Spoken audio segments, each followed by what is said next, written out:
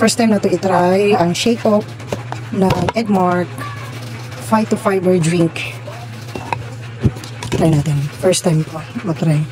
Time check is 9, almost 10. So mag-count lang tayo ng 6 to 8 hours para then nagbabawas na ito guys.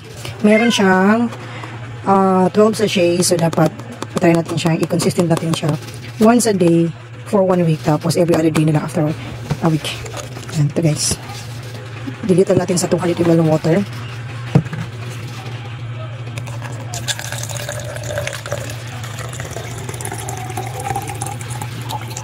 Malamig ang gano ko guys, gamit ko kasi galing lang akong mag-walking, so gusto ko ang lamig. Okay, familiar yung amoy. Familiar ang amoy guys, ang bango. Pandan flavor nga pala ito guys, pandan flavor. Very familiar talaga ang amoy guys. Very familiar ang amoy. Parang may natikim ako nito before na same ang flavor. Yung amoy same, pero iba lang yung klase. Ito, free ito guys. Intended ito talaga para sa shake off. Shake off pala. Ito talaga. Shake lang daw natin. Parang nakainom na ako ng ganito ba? Kalimutan ko lang. Parang same ng flavor, same ng amoy. Iba lang yung or hindi ko na alam kung shake off ba yun.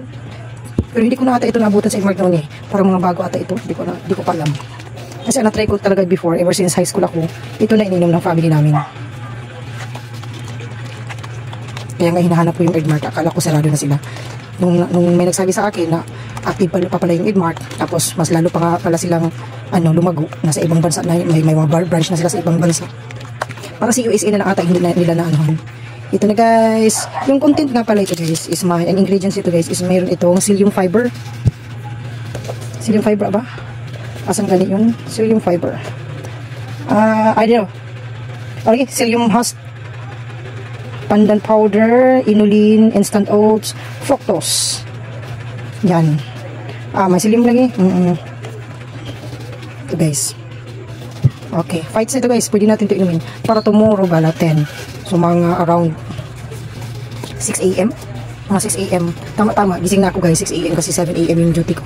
Tama-tama, timing. Kasi nagabawas talaga ako guys before ko ako maligo. Ito guys, pwede man na natin. Sarap. May dalawang flavor nga pala ito guys. Nakalimutan ko ng flavor ng isa. Kulay yellow yung box.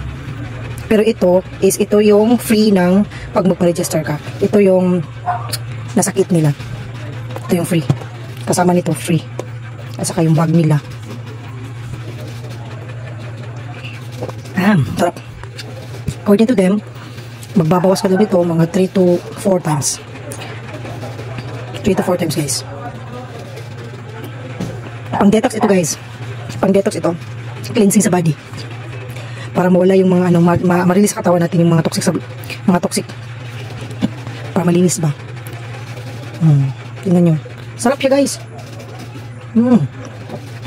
Lalo na pag malamig. Sobrang sarap. How? Sarap.